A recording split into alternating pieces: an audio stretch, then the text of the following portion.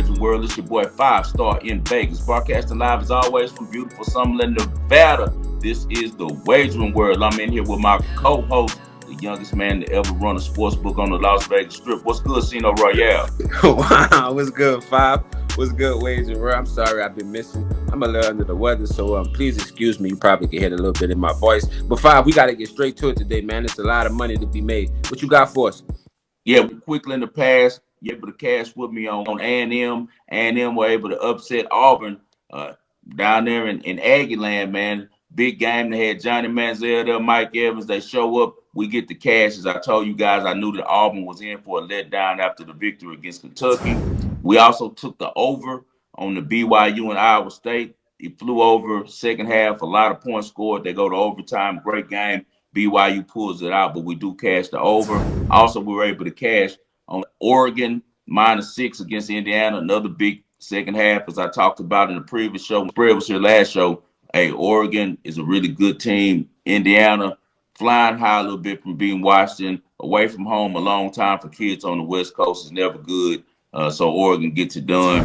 And lastly, we said that the over would probably happen on Arkansas and Vanderbilt, and we do get there as that game put up 167 and that we fly over to 150. All right, let's get straight to the present. See now what we got. Five star. We got Maryland and Michigan tonight. What you see in that game? Two really good teams. Maryland has won the last two. I think Maryland is a better team.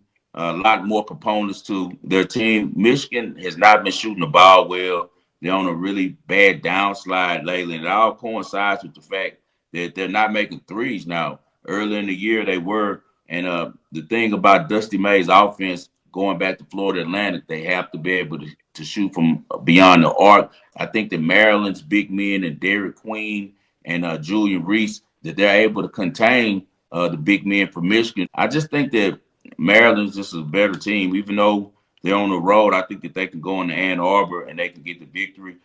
So on this one, I'll be definitely rolling with the better team. I'm going with Maryland. All right, so five star, my guy, he likes Maryland. We got a rival on the SEC tonight. Five star Tennessee. They heading down to Ole Miss. What you think up in this If the line is funny, it must be money. We money? know good and well that Tennessee is a much better team than Ole Miss. So I'm looking at this line and I'm wondering what is it that the books are seeing. I don't think it's any injuries. Tennessee is flying off of a great victory that they had against Alabama. That was like a miracle. We were talking about it before we came on. Ski and I both had Tennessee money line, and I told them that they were going to win from just the way that the AI was showing on the app with the cash outs, and ended up with Tennessee pulls out a miracle. And this one, much as it pains me to say, man, I got to roll with Ole Miss at home +2.5. They're a bubble team. A really good coach over there, and Coach Chris Beard that's going to have his guys ready to play. I think they upset Tennessee tonight, so give me Ole Miss +2.5. All right, five star. Ole Miss +2.5. We have Marquette Golden Eagles. They traveling down to take on the UConn Huskies. It's another late season conference battle. What you think about this one? A lot at stake in this game. Really big game. Two perennial good teams in this conference. But UConn has had a lot of success against Marquette. Even though this season they aren't as good as they've been in the past, they were able to win as 7-point underdogs at Marquette. They're 8-2 in their last 10 against Marquette as well.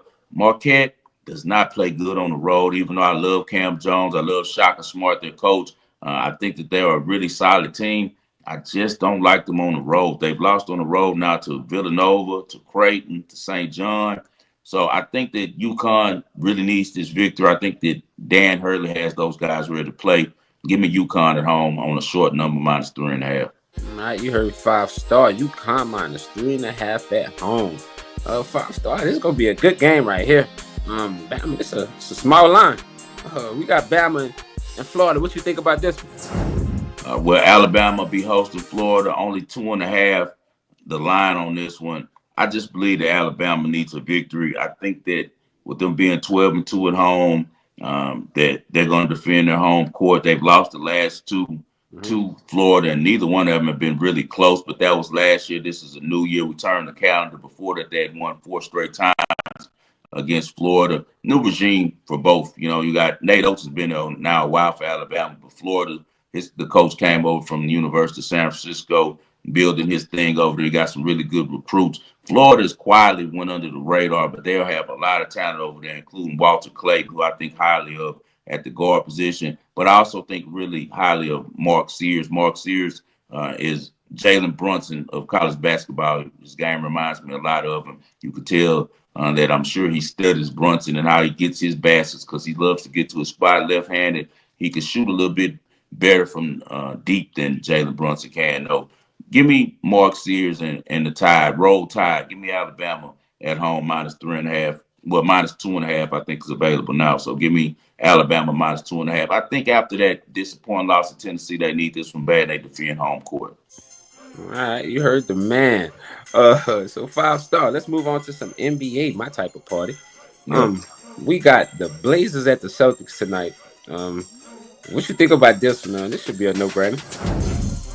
That's what people say, but the Blazers have been playing really good, man. So I'll probably be the huckleberry on this one and rock out with the Blazers. I just like everything that's going over there. I think that Chauncey Billups is finally getting a winning mind state to this team, and anything under double digits with Boston is kind of strange to me. It seems to me that they should be laying a lot more points. They probably come in this game sleepwalking. I think the books expect that too. And also, as I said, this Blazers team is really good. Last game of a road trip, though. That's something to watch in this one. I've used the bet first quarter on the Celtics. On this one, I won't because it's not a prime time game. No one's going to be watching. I don't think the Celtics will be really paying attention to the Blazers. They've dominated them over the years. They've beaten them. What is it now? They've beaten them now the last 4 times they played. They've beaten them 8 of the last 10, and none of the games have really been close. The Blazers are trying to develop a name for themselves again, get back to the Trailblazers teams that we remember as kids. And I think that this is one of those measuring sticks for them. Chauncey Billups is going to have those guys ready to try to compete in this one and try to show that, they've turned the corner. They're not the same old Blazers of late that have been, kind of like the doormats for everyone. So I'm going to take a chance on this one. I go with the Blazers plus the points. Hey, that's why I like doing this show with you, 5 star, because sometimes we never ever on the same side. And Yeah. tonight we not, because guess what? Boston is definitely falling out of contention right now. They lost 2 of their last 3, and they're not trying to be the number 3 seed, the number 4 seed, none of that. They want to be number 1 or number 2. So I feel tonight they have a chance to come up in here and blaze the Blazers. Simple as that. And they was dealing with a lot of injuries, but I'm looking at the injury report right now. Tatum, Brown, White, they all playing. So for me, I'm on the other side, big brother. I'm gonna boss the -10. What else we got tonight? The Heat and the Cavs, another big spread. -12. What you see in this one? That's just a lot of points to be laying against Miami. I think that Miami is a team that usually comes with his hard hat to play. Eric Spoelstra usually comes with a really good game plan. They lost by 20 the last time they faced Cleveland. I don't know if Donovan Mitchell is back playing. I think he should play this game. But just overall, you look at this team, the Cavs, man, they're preparing for a deep playoff run. So I don't know if they're gonna, be like all hands on for this one or not. But with that said, the Heat don't have a lot tonight, man. They're gonna be without Khalil Ware, Andrew Wiggins, Jaime Baquez, Davion Mitchell won't be available, Jokic won't be available. So they're gonna be really limited. And with the past history that the Cavs have against them, it's pretty hard for me to take the Heat on this one with such a limited roster. It's probably a stay away from me, but if I leaned one way, it'd definitely be the Cavs. And I agree with you totally on that one. In the Raw group, they know we ride the Cavs. They're wagging one of the best teams coming in the NBA against the spread. They just in dominant form right now, bro. And the offensive firepower is ridiculous. Usually in these situations, y'all take the Cavs first half. If they lose the first half, you guys know they playing from behind and coming back to win. They just did it last night. So I'm with you on that one, 5 star. Cavaliers first half though for me. What else we have tonight? Kings at the Nuggets. What you think about this one? I'm betting the Nuggets on this one. No brainer. Yeah, no brainer. Sacramento is a really Jekyll and Hyde team, but with that said, we're getting into winning time. We're past the All-Star break.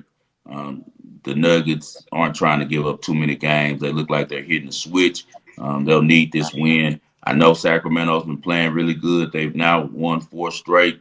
And had some really good wins at Dallas, at Houston, at Utah. But I think that on less than 6 points. So I got to ride with Joker to Murray. So give me the Nuggets. I'm definitely right with you on that. And Sabonis, he not playing tonight, so we're gonna stop the big guy down low. What else we got on the schedule? 5 star. I'm just looking at it. Pistons and the Clippers. That looked like a good one. What you think about that one? Yeah, they think a lot about the Pistons. They have them favored on the road now against the Clippers. Clippers are 9-1 in the last 10, but they did lose earlier this year, a couple weeks ago, actually, in Detroit. And Detroit was held the Clippers to only 97 points. I know that the Clippers are always, it seems like, dealing with injuries. Nothing's changed with that. Kyrie Leonard's always out for rest. Now they got Ben Simmons. They really missing Norm Powell.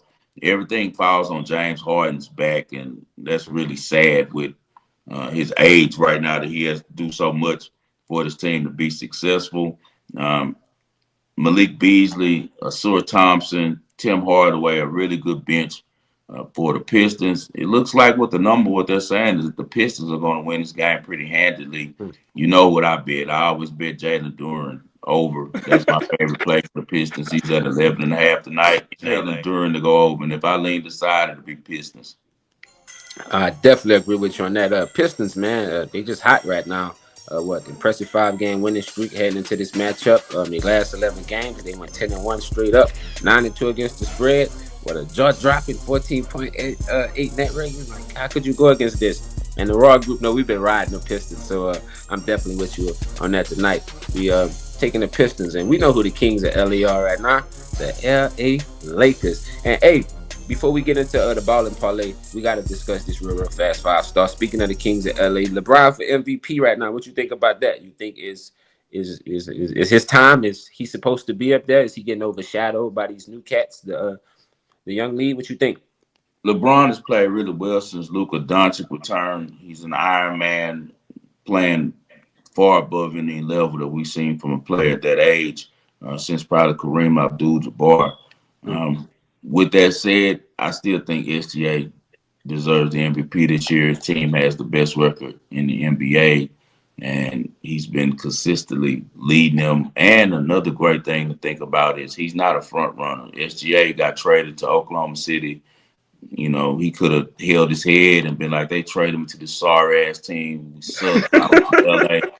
For He just real put though. his head down and went to work and built the culture over there. And he was the culture start over there. So that's his team. He's synonymous with that brand now, much like KD and Westbrook and Harden were. So SJ definitely deserves the MVP this year. Man, I can't argue with you on that 5-star. Like you said, some people was arguing with me about this, but Luka did make LeBron better. Just go back and look at the numbers. Like ever since Luka's been there, his stats have increased. As simple as that. But 5-star, it's time for the people segment. Their favorite part of the show, the Ball and Parlay. Let them know what you have for today. We're going to roll first with Louisville. Louisville has been a covering machine of late, especially on the first half.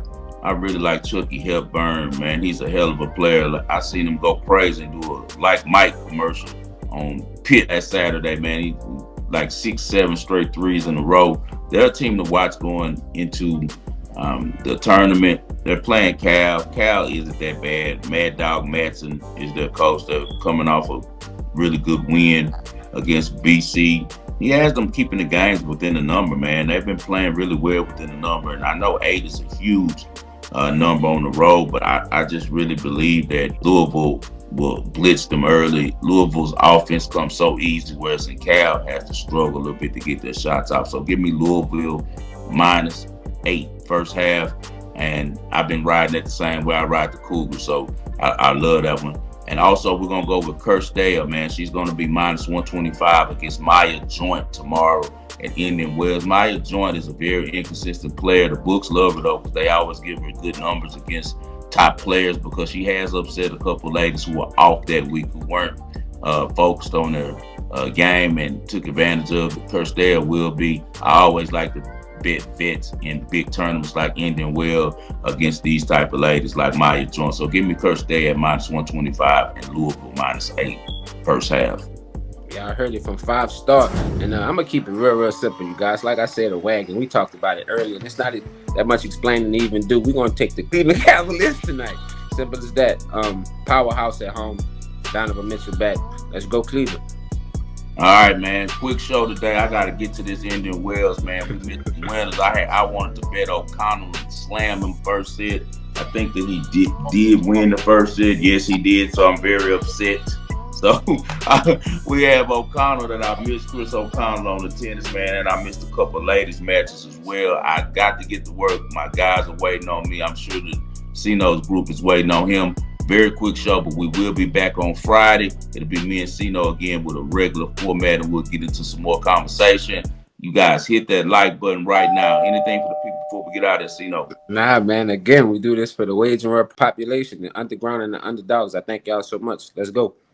Y'all go to www.thewageringworld.com. Get some gear just like you see right here, because we got the all red Yeah, turn. Five. Speaking of that, I'm gonna pull up on you. I got to get my gear, man. It's time You got to get your gear, man. My co-hosts, I got all this gear, but I haven't seen them, so we got to get that over there to you, and we got to ship that out to Spread. Spread is closing on his property today, so we probably won't see Spread till next week. He has a lot going on as he's building his own ranch out in the country. Shout So out to Spread, man. shout out to Spread, man. As always, I dedicate this show to the greatest Houston sports fan I know, and that's my father, John H. Lindsay. We'll see you guys on Friday. This is The Wagering World.